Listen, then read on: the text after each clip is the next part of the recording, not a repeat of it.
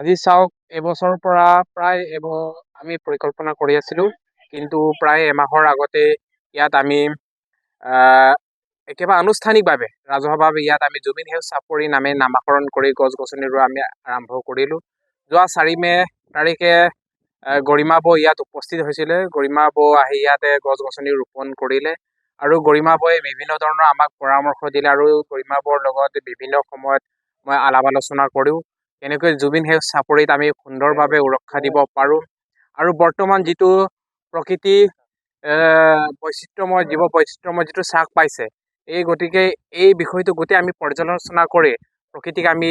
জীয়াই ৰাখিব লাগিব আৰু প্ৰকৃতিক সংৰক্ষণ কৰিব লাগিব। এই চিন্তা চৰ্চাৰে কৰি আমি প্ৰায় 10,000 গছ গছনি ৰোৱা আমি পৰিকল্পনা কৰিছোঁ আৰু কিছু মাহৰ পিছতে নিশ্চিতভাৱে ইয়াত 10,000 আমি গছ গছনি ৰোৱা পৰিকল্পনা শেষ কৰিম আৰু প্ৰতিদিনে ইয়াত আমি গছ গছনি ৰোৱা আমি কাৰ্যসূচী আৰম্ভ কৰোঁ আৰু ইয়াৰ কিছু সময়ৰ পিছতে আজি বিশ্ব পৰিৱেশ দিনাখন আমাৰ বিভিন্ন অঞ্চলৰ শৈক্ষিক অনুষ্ঠানৰ ছাত্ৰ ছাত্ৰী, শিক্ষক গোট আৰু মহিলা গোট আৰু বিভিন্ন ধৰণৰ সামাজিক সংস্থা ইয়াত উপস্থিত হৈ গছ গছনি ৰোপণ কৰিব। গতিকে আপোনালোকৰ চেনেলখনৰ যোগেদি আমি সমূহ অসমবাসী আৰু বিভিন্ন দল সংগঠনক আহ্বান জনাইছোঁ, সকলোৱে আহি ইয়াত জুবিন সেউজ চাপৰিত গছ গছনি ৰোৱক।